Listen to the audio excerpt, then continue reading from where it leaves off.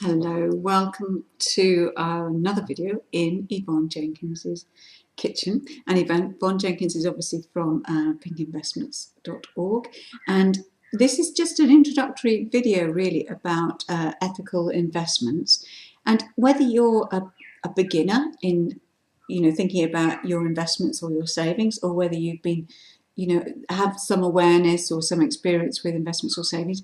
Probably something you have thought about is where's my money going? What am I actually supporting? Because if you are putting money into something, even though you're hoping to get dividends or profits, you're supporting that company. You are saying, yes, I agree with you, or what you're producing. And I think when people are thinking about, I think most women would want to know, what is the impact on the environment maybe, or what is the impact on animals, or what is the impact on people. And there is this care for our world, the people in it, the animals in it. So, and I know for me, I don't know much about the details of ethical investing. I just know that I wouldn't want my money to go anywhere else. So tell us about ethical investment. Okay, really today all I'd like to do is as you said, just a little short introduction to ethical and socially responsible investing, looking at some of the terminologies surrounding it. People get very confused with that. Is ethical the same as socially responsible investing? Is it the same as green funds? They've heard about clean tech funds. There's all these things. So we'll look at some of the terminologies. Just touch on the history of it. It's actually not a new thing. It's actually been around for a very long period of time. What sort of companies were the forerunners of ethical investing? Well, we do have an ebook, an introduction to ethical investing. There's a lot of detail in there. It's freely downloadable off the website. So I suggest, if you're interested in this subject, to certainly go and have a look at that, download that. It's totally free. Because ethical investing really has a very long history. It goes right the way back to the book of Deuteronomy, where it's actually mentioned there. Then later on, hundreds of years later, in the 17th century, the Quakers were actually one of the forerunners in bringing in ethical investment policies. And Methodists, to a degree, got involved with it. As far as retail funds go, though, there was a retail fund, I think, in 1965 in Sweden, which was one of the first in Europe to come in. And then into the UK, a lot of people might be familiar with the Friends Provident Stewardship Fund, which I believe came in the 1970s. Anyway, it's the first one, and it's still in existence today, and you can link your pension to it. You can have an ISA linked to it. You can have a savings plan linked to that stewardship Friends Provident Fund. So they have been around for a long time. Probably it's only in about the last 15 to 20 years where there's been more publicity surrounding that, and certainly a lot more pressure from the public to want to know, as you said, exactly where their money is going. So when they're investing into their pension fund, when they're setting up a savings plan, or even just doing their everyday banking, they'd like to actually have an ethical option available to them. So you mentioned different phrases. Social, green, social responsible. What are the differences between those? Well, in many respects, they're all synonymous, really, with the overall ethical investing phrase, but there are elements to both which are more important to some people than others. So when you say, what is your own ethical profile, yours will be different to mine will be different to XYZ person's. So for each individual, there are things which maybe they want to avoid. So I think, the vast majority of people wouldn't want to be invested into companies that produce armaments, for example, landmines, that sort of thing. Other people, want to only invest into companies that have equal opportunities policies. Others want to avoid companies that can potentially damage the environment.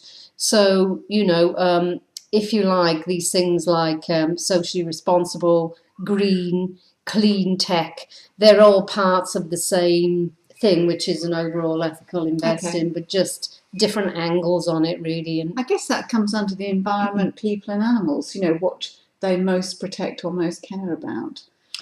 Some of those are obviously environmental, if they're very sort of clean energy, those sorts of things. That's an environmental issue.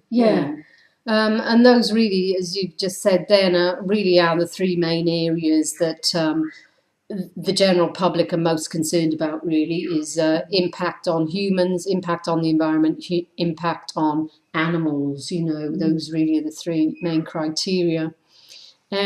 People also then sort of, if they are interested in ethical investing, socially responsible investing, they want to know what the process behind it is. So, for example, if there's a fund manager, say you're investing into a unit trust, there's a fund manager that's actually managing that fund and picking all the underlying investments in that fund.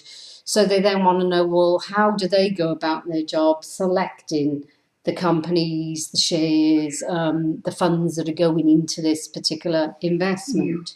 And people, if you've done any research on ethical investing, you will become familiar with the term screening. And people get a bit confused about what is a negative screen and what is a positive screen.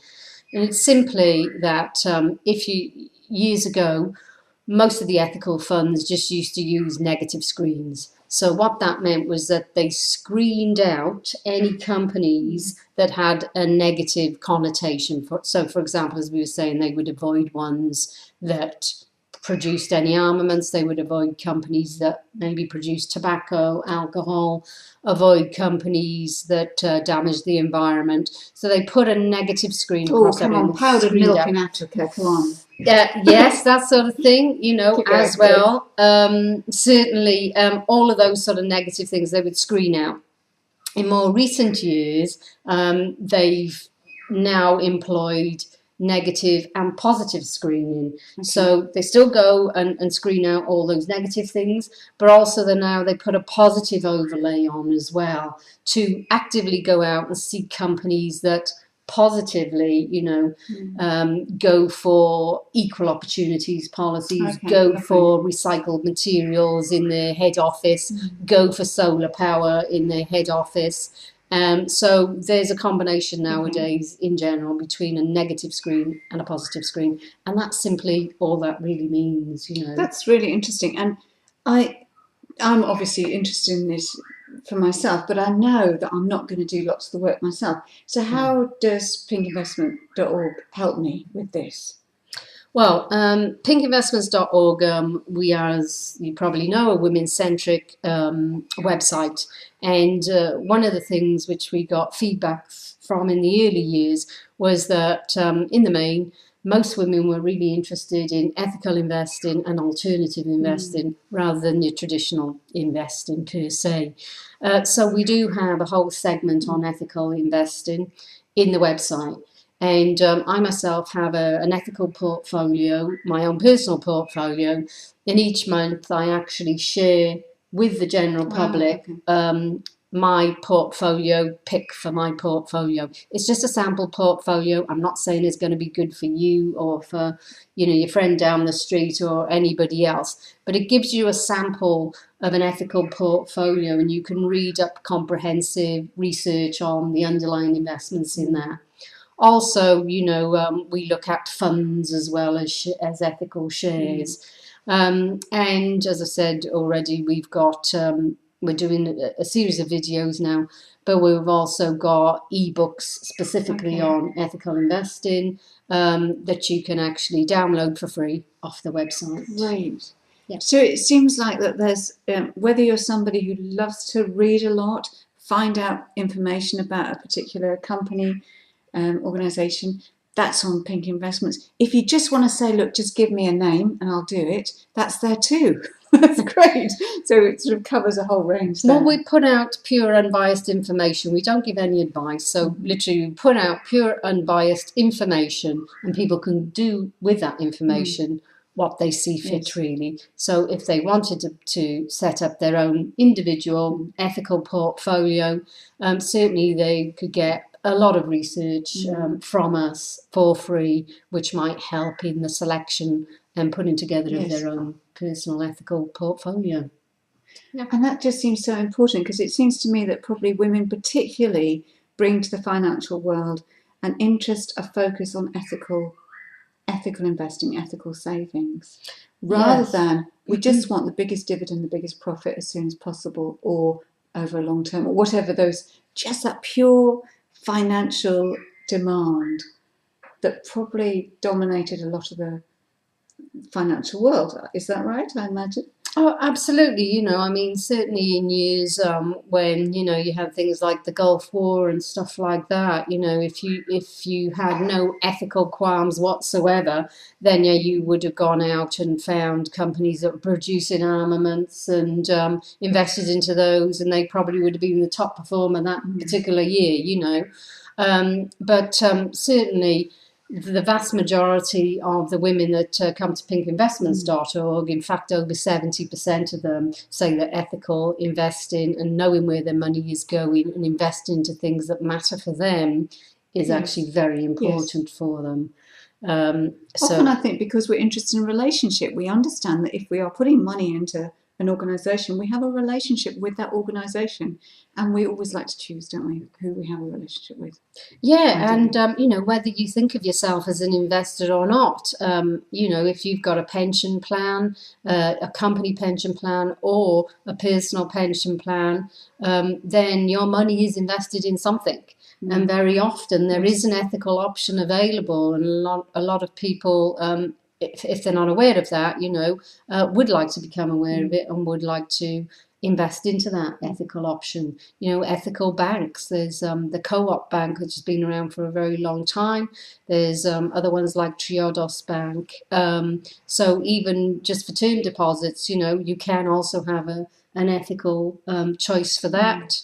As we were mentioning before, Friends Provident has an option where you can go into a savings plan. So even if you haven't got a lump sum of money, you can't go into a unit trust, you haven't got enough, say, of the minimum premium required, you could actually be saving £50 a month into an ethical savings plan, for example. So nowadays there's an ethical option available for pretty much any financial requirement you might have.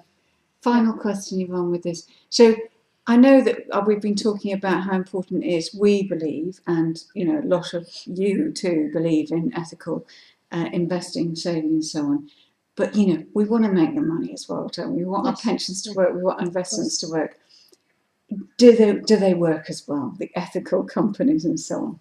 Yeah, you're talking about the past performance, really. Now you're talking about past performance, and certainly, a number of these ethical funds, and certainly a number of ethical investments. One that I can think of in my sample portfolio at the moment, which is a company called Whole Food Markets. It's hippies from Texas. They started off, people laughed at them. They set up this company, and as the name implies, whole food, so organic food. They now distribute throughout the US, and I think since we brought that into the portfolio, it's up about 100%. So, some of these companies perform extremely well. Good. Yes. Yeah. Okay. Thank you so much. So you can look up more information on the ebooks. Yeah. We'll be doing more videos, more in detail videos at a later stage as well. And we'll put some stuff onto our learning centre as well with regard to ethical investments. So really, I would like to just finish by saying that, you don't have to sacrifice performance to actually get something which fits in with your own morals. There's enough ethical investments out there now. They've almost become mainstream over the last 20 years. And you can get a lot of diversity in your portfolio with ethical investments, and you can get just as good a return on your money as you can with a non-ethical investment, really, nowadays. Great. Okay. Thank you so much. We'll see you soon. Okay.